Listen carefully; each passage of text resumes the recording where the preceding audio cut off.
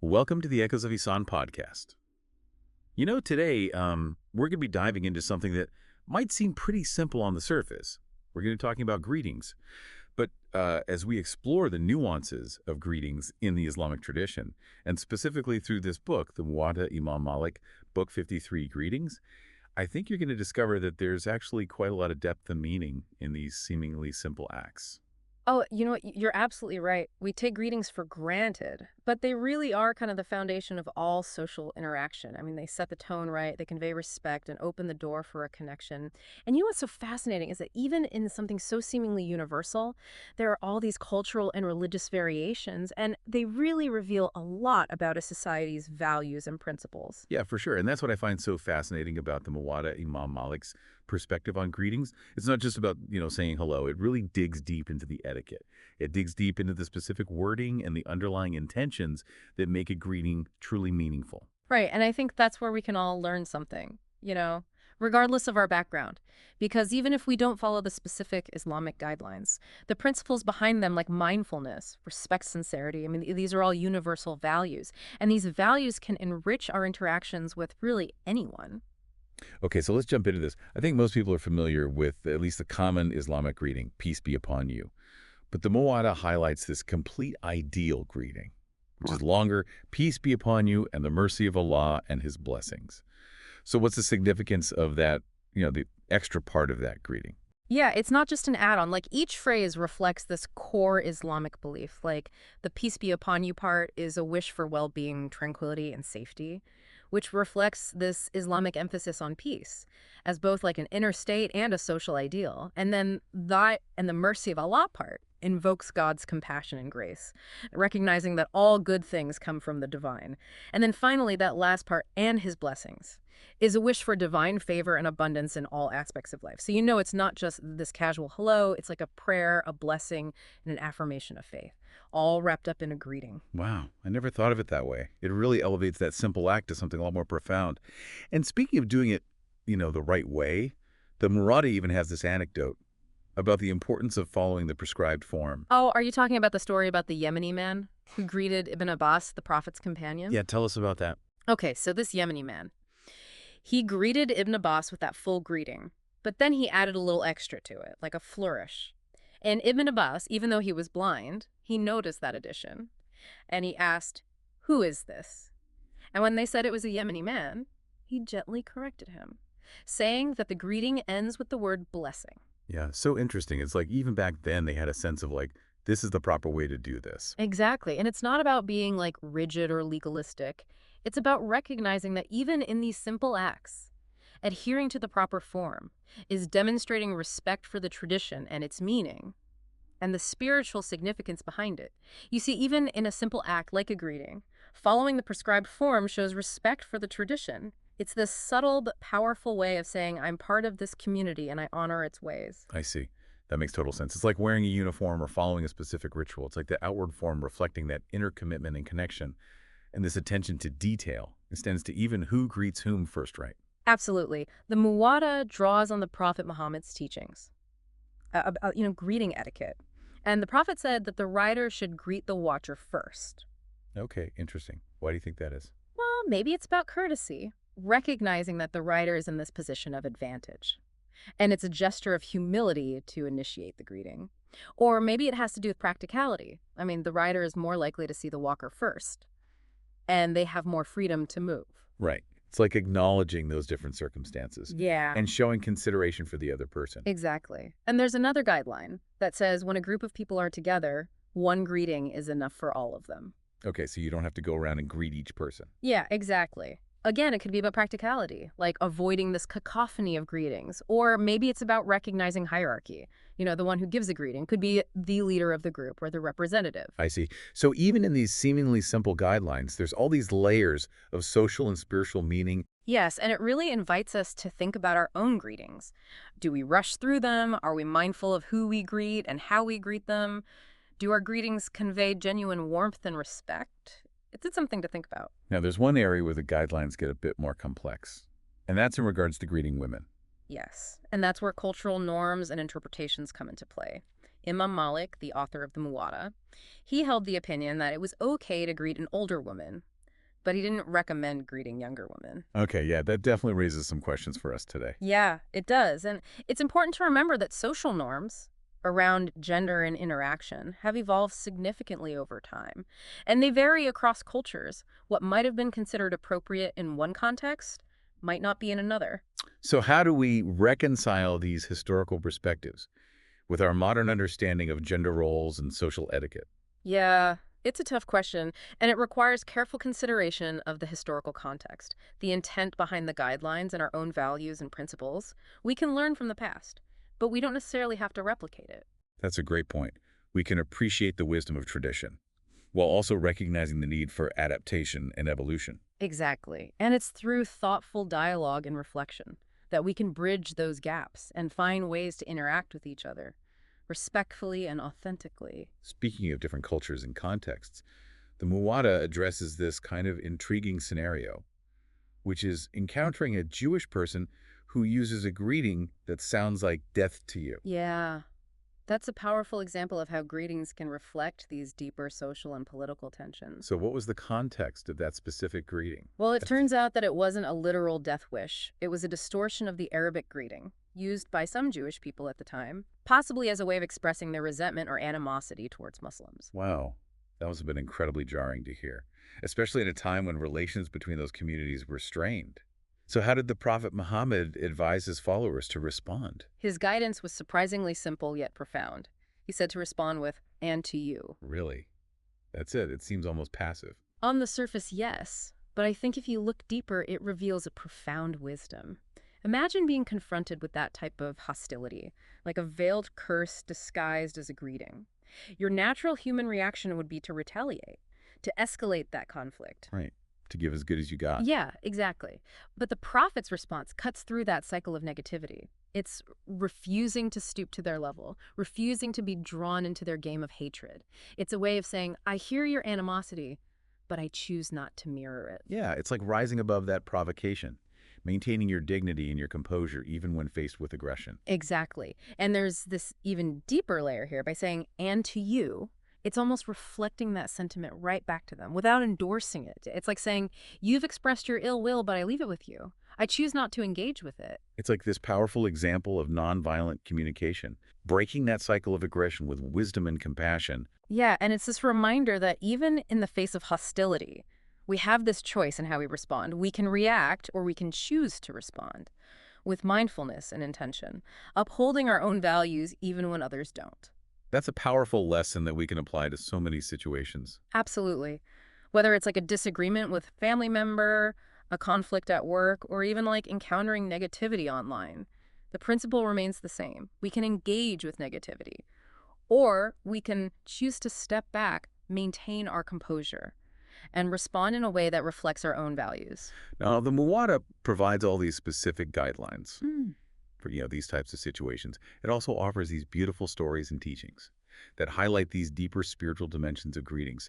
There's this one story about these three visitors to a mosque that really stood out to me. Now, it doesn't specifically mention greetings, but it's so connected to the theme of intention sincerity and how we approach others. Oh yeah, the story of the three visitors. Such a beautiful illustration of how our inner disposition really shapes our interactions, and how even small actions can have profound spiritual consequences.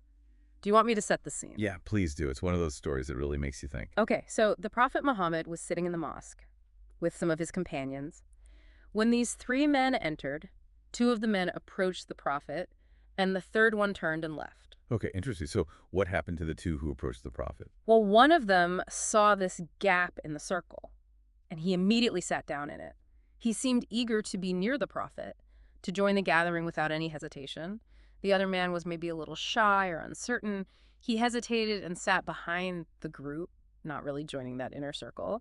And the Prophet observed all of this, noticing their different approaches. I'm guessing he had something insightful to say about it. Oh yeah, later on, he explained that God responds to us in the same way that we approach him. He said that the one who sat in the circle was seeking refuge with God, and God granted him refuge. The one who sat behind the group was shy.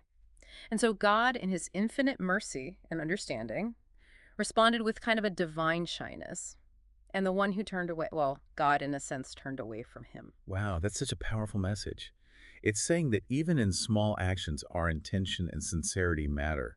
God sees not just our outward actions, but our inner state of our hearts. Exactly. It's this reminder that we should approach others and even our relationship with the divine with that same awareness and mindfulness. You know how we greet someone, Mm. how we position ourselves, even our body language. All of it communicates something about our inner state. And it connects back to the idea of greetings, right? They're not just empty words. They're a reflection of our inner disposition, our respect for that other person, and our desire to create a connection. Exactly. And that brings us to another point that the Muwatta emphasizes, the importance of going beyond those superficial pleasantries and engaging with others on a deeper level. It's about recognizing that every interaction, even a simple greeting, is an opportunity to make a genuine connection. It's so easy to get caught up in that routine of daily life and rush through our interactions Hmm. without truly being present. But the Muwatta reminds us that even the most mundane encounters can be infused with meaning and depth if we approach them with the right intention. I love that. It's this call to elevate those everyday interactions, to Yeah. see the sacred in the ordinary. Yes, exactly. And the Muwatta offers some wonderful examples of this principle in action. There's a story about Umar ibn al-Khattab, who was the second caliph of Islam, known for his justice and piety. And one day he greeted this man, and then he asked him, "How are you?" Okay, that seems like a pretty standard follow-up. Just being polite. Yeah, but the man responded with a common phrase at the time, which was, "I praise Allah to you." It was a way of expressing gratitude and acknowledging God's blessings. Okay, that seems like a pretty devout response. Why wasn't Umar satisfied with that? Well, Umar, who was known for his directness and sincerity, he wasn't looking for a rote religious response. He wanted a genuine and heartfelt expression of this man's well-being. He replied, "That is what I wanted from you," implying that he desired a more personal and authentic response. So it's not just about saying the right words, it's about really meaning them, expressing genuine care and concern for the other person. Exactly. It's about moving beyond the ritualistic or formulaic and connecting with that human being in front of you, recognizing their individuality, their experiences, and their needs.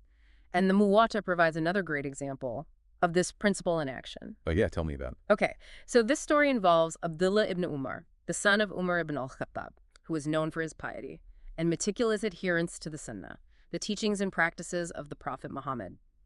And there's this anecdote about him going to the market, and he makes a point of greeting everyone he encounters. Everyone, even the people selling like simple goods, Mhm. or, those who might be considered less important in society. Yeah, exactly. Everyone, regardless of social standing or material wealth.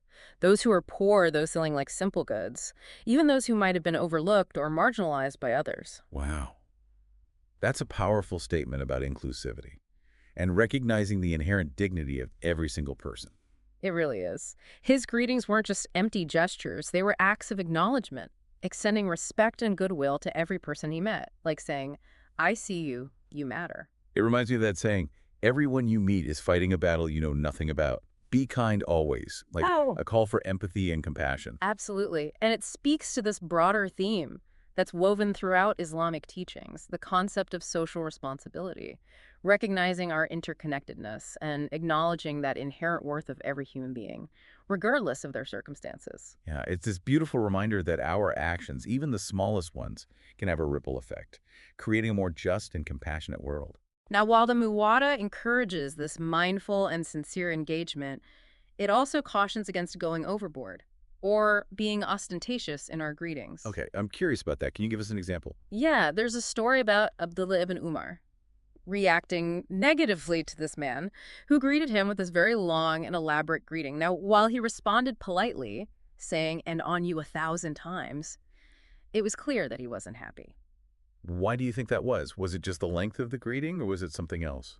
It could have been several things. Maybe it was perceived as insincere, like he was trying to show off his piety or eloquence instead of expressing genuine goodwill. Or maybe it was seen as a deviation from the norms of greeting which valued simplicity and conciseness. So even in expressing goodwill, there's like a balance to be struck. We should be genuine and heartfelt, but also avoid going to extremes or drawing unnecessary attention to ourselves. Exactly. It's about finding that sweet spot between authenticity and humility, sincerity and simplicity. And this principle of balance extends even to situations where we might not be interacting with others directly. You mean like when we're alone, How do greetings even apply in this situation? Yeah, the Muwatta addresses that as well. It recommends a specific greeting upon entering an empty house. Peace be upon us and upon the righteous slaves of Allah. It might seem strange to greet an empty house, but there's this beautiful symbolism in it. Okay, I'm intrigued. Tell me more. It's about acknowledging that even when we're alone, we're not truly alone. We're surrounded by this spiritual realm, this realm of peace and goodness, and we can tap into that energy just by invoking it. It's like extending that greeting to the unseen, acknowledging the presence of righteous beings, even in solitude. It's a beautiful concept that peace isn't just something we experience externally. It's something that we cultivate within ourselves, in every moment, in every space. Exactly. It's about creating that sense of peace and tranquility, even in our private spaces, recognizing that our inner world is just as important as our outer world. And by invoking peace, we're not just acknowledging the unseen, but we're inviting that peace into our own hearts and minds. That's a powerful reminder that our thoughts, our intentions, and our words all have the power to shape our reality, both internal and external. Absolutely. And it brings us back to the core message of the Muwatta about greetings. It's about being present, being mindful, and recognizing the deeper meaning and significance in even the simplest actions. It's about understanding that greetings aren't just words, they're gateways to connection, expressions of respect, and opportunities to create a more peaceful and harmonious world, one interaction at a time. And that brings us to the question, how do we apply these ancient teachings to our modern lives, especially if we don't come from an Islamic background? Yeah, that's a great question. And it's one I think a lot of people are thinking about. You know, we live in a world that's increasingly diverse and interconnected. And it's more important than ever to find ways to connect with each other across all these cultural and religious boundaries. And I think that's the beauty of these teachings. They offer these universal principles that we can all embrace. Like the idea of being more mindful and intentional in our interactions, really seeing that person in front of us, not just going through the motions, really listening to what they have to say and responding with sincerity. Exactly. It's about slowing down, making eye contact, expressing genuine care and concern. It's about treating everyone with dignity and respect, regardless of their background or their social status. Yeah. It's like choosing to see the humanity in everyone we encounter, not just as like a means to an end or an obstacle in our day. Exactly. And recognizing the power of our words and our actions, like even a simple greeting can have this ripple effect, creating a more positive and compassionate atmosphere. It's like planting a seed of kindness that can grow and spread in unexpected ways. Right. It makes me think about those pay it forward stories, where one act of generosity inspires this chain reaction of kindness. It's like that, but on a smaller, more everyday scale. Yeah, exactly. It all starts with that intention, that awareness, that we're not just going through the motions, but that we're choosing to engage with the world in a more conscious and compassionate way. And it all starts with that intention, that awareness that we're not just going through the motions, but choosing to engage with the world in a more conscious and compassionate way. So as we wrap up this deep dive into greetings, I want to leave our listeners with a challenge, a call to action. I love that. A call to action. What do you think we should challenge them with? Well, how can they, bring more mindfulness, intention, and heart into their own greetings? How can we all use this simple act to, create a more positive impact in our own lives and the lives of those around us? That is such a simple but profound question. And you're so right. It's not about memorizing a specific phrase or following a rigid set of rules. It's really about cultivating that inner awareness, that genuine desire to connect with others in a truly meaningful way. Yeah, it's about taking those few seconds to really see the person that you're greeting, to acknowledge their presence, and to offer a genuine expression of goodwill. And to be open to receiving those greetings in return.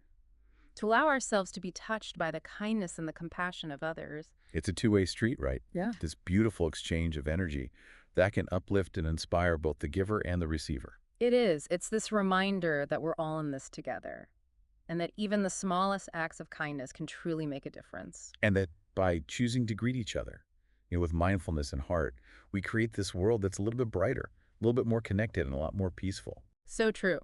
So as you're going about your day, be mindful of your greetings. See them as these opportunities to spread kindness, to connect with others, and to honestly make the world a better place, one interaction at a time. And if you're interested in learning more about the Muwatta Imam Malik, I encourage you to explore this text. It's a treasure trove of wisdom and guidance Absolutely. that offers all these timeless insights into living a meaningful and ethical life. And we would love to hear your reflections. Share your thoughts and your experiences.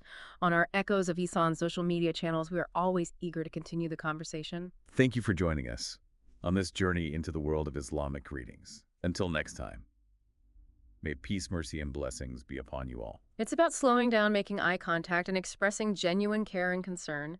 It's about treating everyone with dignity and respect, regardless of their background or social status. It's like choosing to see the humanity in everyone we encounter, not just as like a means to an end or an obstacle in our day. Exactly, and recognizing the power of our words and our actions, like even a simple greeting can have this ripple effect, creating a more positive and compassionate atmosphere. It's like planting a seed of kindness that can grow and spread in unexpected ways. It makes me think about those pay-it-forward stories where one act of generosity inspires this chain reaction of kindness. It's like that, but on a smaller, more everyday scale. Yeah, exactly. It all starts with that intention, that awareness that we're not just going through the motions, but that we're choosing to engage with the world in a more conscious and compassionate way. So as we wrap up this deep dive into greetings, I want to leave our listeners with a challenge, a call to action. I love that, a call to action. What do you think we should challenge them with? Well, how can they, bring more mindfulness, intention, and heart into their own greetings? How can we all use this simple act to, create a more positive impact in our own lives and the lives of those around us? That is such a simple but profound question, and you're so right. It's not about memorizing a specific phrase or following a rigid set of rules. It's really about cultivating that inner awareness, that genuine desire to connect with others in a truly meaningful way. Yeah, it's about taking those few seconds to really see the person that you're greeting, to acknowledge their presence, and to offer a genuine expression of goodwill. And to be open to receiving those greetings in return, to allow ourselves to be touched by the kindness and the compassion of others. It's a two-way street, right? It's beautiful exchange of energy that can uplift and inspire both the giver and the receiver. It's this reminder that we're all in this together and that even the smallest acts of kindness can truly make a difference. And that by choosing to greet each other, with mindfulness and heart, we create this world that's a little bit brighter, a little bit more connected, and a lot more peaceful. So true. So as you're going about your day, be mindful of your greetings. See them as these opportunities to spread kindness, to connect with others, and to honestly make the world a better place, one interaction at a time. And if you're interested in learning more about the Muwatta Imam Malik, I encourage you to explore this text. It's a treasure trove of wisdom and guidance Absolutely. that offers all these timeless insights into living a meaningful and ethical life. And we would love to hear your reflections, share your thoughts and your experiences on our Echoes of Ihsan social media channels. We're always eager to continue the conversation. Thank you for joining us on this journey into the world of Islamic greetings. Until next time, may peace, mercy, and blessings be upon you all.